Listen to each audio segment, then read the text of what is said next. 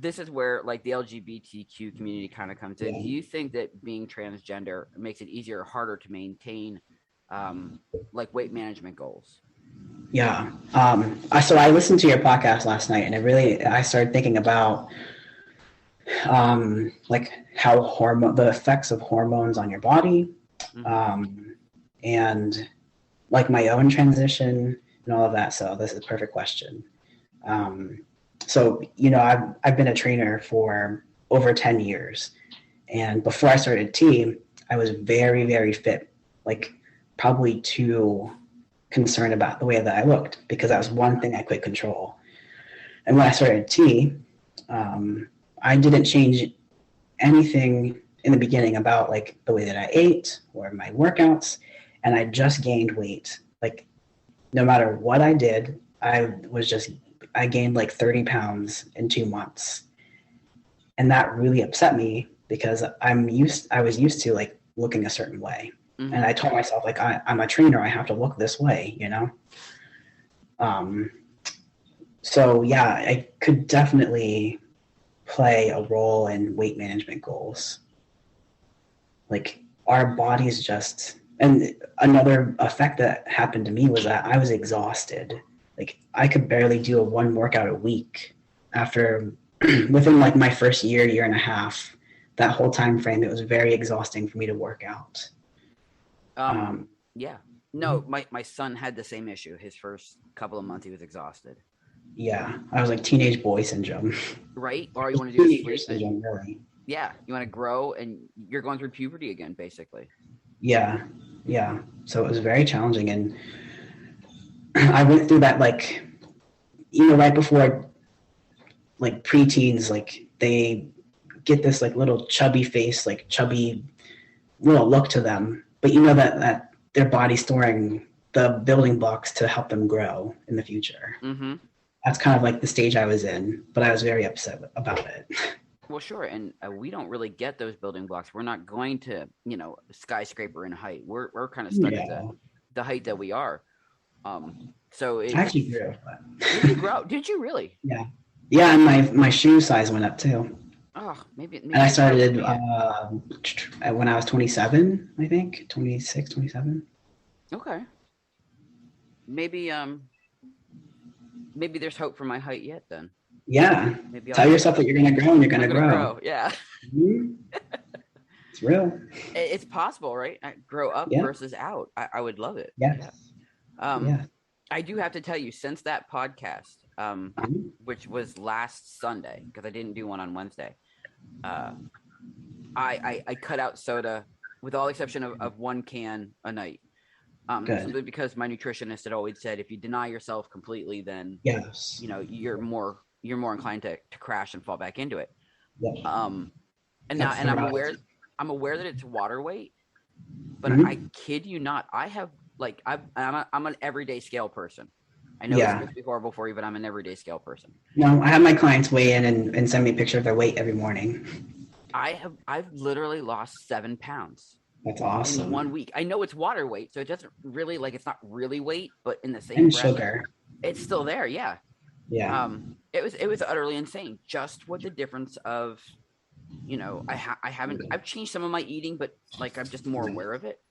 Yeah. But yeah, it was nuts. That's awesome. And it's motivational too, because once you see the scale go down, you're like, yes, I can do this. Okay, that's acceptable. 100%. Yeah. All right, so going back to being transgender, you said you began transitioning in your 20s. 27, 28? Yeah, 27, 28. I don't really remember. It kind of blurs, right? After a certain age. Yeah. Yeah. And so you were already a trainer then prior to that, correct? Yeah, I already owned a gym prior to that, yes. And so did you have any issues with your clientele, as you began to transition? That was my biggest fear, especially because you're in Pennsylvania too, right?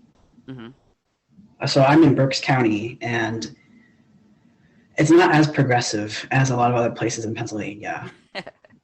Or at least that's what I thought. I mean, I've never experienced any type of at least outward discrimination towards me. Like I lost a few clients as I transitioned, and some of them like longtime members and another coach who's more closed-minded really struggled with like my preferred name and my pronouns for a little while, but eventually it just became the norm.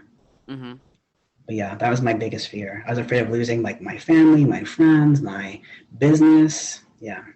Yeah, but you did it, and you came out, and you kind of and see, and it's funny because you talk about your anxiety as far as like going out and volunteering, but you conquered that big huge hurdle. That's huge. I don't want to call us closet trans, but there are people who don't come out for the longest time, and I was one of them. I hid in the closet for 20 years. Wow. It actually took my kid coming out. Yeah. You what? It took my kid coming out before I had the, we'll call it the cojones to come out. Yeah, the courage. Yeah. Yeah. Yeah, that's nuts. And up here, because again, I'm up in Luzerne County. Mm-hmm. We've had a couple of, but they seem to be older individuals. Oh wow. But again, I'm prominent in the school systems and what have you. So we haven't. The kids are fabulous. Yeah. You can go to a kid to, hey, I'm transgender, and they're like, oh, cool, man. Oh yeah, they just accept it as like the norm. Yeah. Yeah. And the parents who have known me forever, they don't have terribly much of an issue. But like I said, a couple of our older community members we have, and we just kind of accept it. Like it is what it is. They still talk to us. They just don't use the right name. I'm like, okay, but you're gonna feel weird calling some guy with a beard by a girl's name eventually. So okay. Yeah, I know. I try so hard to remember not to judge or criticize the people who judge and criticize me, because that makes me a hypocrite. I try to understand where they're coming from. Right. That's a good way of looking at it. I mean, like to judge, not be judged. Absolutely. Yeah. You can't see me. I literally gave you an okay thumbs up, and I know you can't see it, which is just that's me in radio. So what advice would you give someone then who is struggling to lose or even gain weight? The same thing that I tell my clients every single day. It is all mental. It is getting up every day and making the choice to become the person that you imagine yourself to be. It's changing the way that you talk to yourself when you're alone, and it's the way that you describe yourself when you're with other people.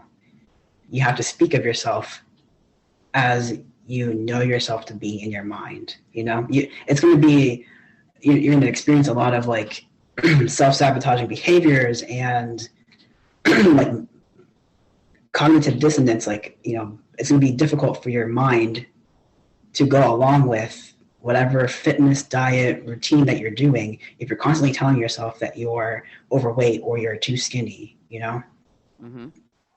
And then it's all about consistency, really. The two things that make a big difference in all my clients who begin is just tracking what you eat, honestly. And if, I know people have issues with that. I know that I have, of tracking and being honest and not shaming myself or criticizing myself. So if that's you, try to look at it as objectively as possible. It's just data. You work in a laboratory, and this is data from somebody else. It's not you, Mm-hmm.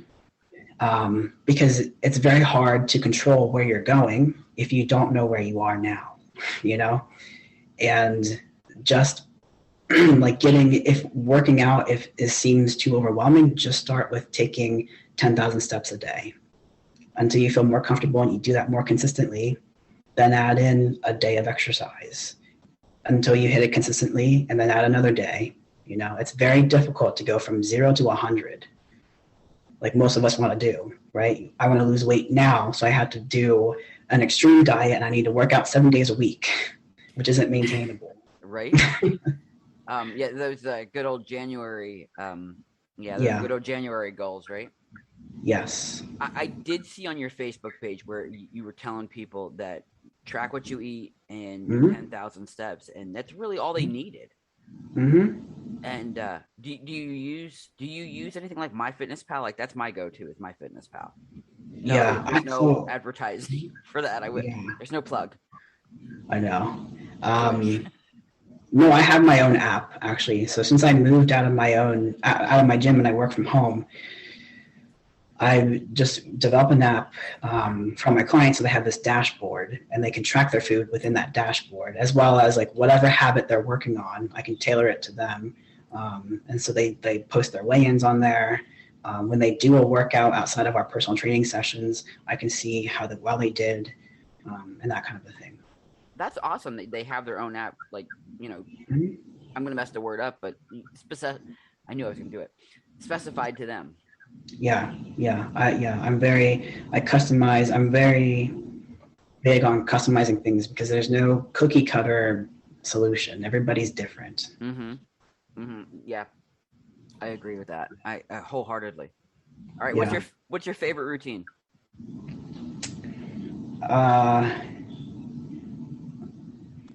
Like in terms of working out, like lifting weights. Yeah. Not like dance routine. I mean, I know you played the drums and all, but I don't know that I like to do like quick 30-minute hit workouts. When I'm on a time crunch, something timed, or when I'm more focused on gaining size, I'll do like a bodybuilding workout where I do like heavy weight and also high reps. Okay. Yeah. So do you have a favorite? Like do you like doing abs better than arms or legs better than? Not really. I have to tell myself that I enjoy doing all of it. So I'm not one of those. I used to be one of those people that was like, oh God, leg day. Until I realized if I keep hating it, I'm going to not like it. So if I tell myself that I like it, I'm going to like it. Okay. Yeah. Yeah. I wholeheartedly admit, like, I can't stand the ab day. Oh yeah. Even though it's from what I understand, it's the only muscle you can actually do every single time that you work out. You could do all your muscles every time you work out. Can you really? Yeah. And think about somebody who works in manual labor. True. They can't say, oh, I can't move things this way because I did that yesterday. I need to move something a different way because I need to balance out my body. Like, no, construction workers and that they do the same movements every single day and they work the same muscles every single day. God, I never thought of it that way. You're absolutely right. That's brilliant. Yeah. I never thought of it that way. Here I am going to the gym on a leg day doing abs and arm day doing abs, and then Yeah, no. And you technically work your abs, when you're doing leg day, and when you're doing lifts, you're always keeping your core engaged. And yet I still have quite the muffin top. That's the kitchen. No, that's the children. Yeah. A little bit, yeah. Yeah. A little bit kitchen, a little bit children, yeah. A little bit stress, a little bit, yeah. And the hardest one to get rid of, yeah. Yeah, and unfortunately, the way that we lose weight is like top down, like outside in. Yeah. Like I said, I had gastric sleeve surgery, 5 years ago? Yeah, 5 years ago. And I went from 270 to $170. Nice. But the thing was, everything had shrunk with the exception of that stomach. So when I would look at myself in the mirror, the one thing I hated the most was still staring me in the face. Yes. And it ended up being my demise. It ended up, like, if I could have just gotten rid of every single mirror, I never would have noticed. But it ended up being my demise, and now here I am back up in the 240s. But work in progress. Something I tell I do this with myself because growing up, I was pear-shaped, and my mom always reminded me that I was, and I was not okay with that. So I always I used to see myself that way, even though I wasn't. Mm-hmm. So I always tell myself when I look in the mirror that I have a V-taper. And I realize that the more that you focus on the problem, the longer that problem exists, Yeah.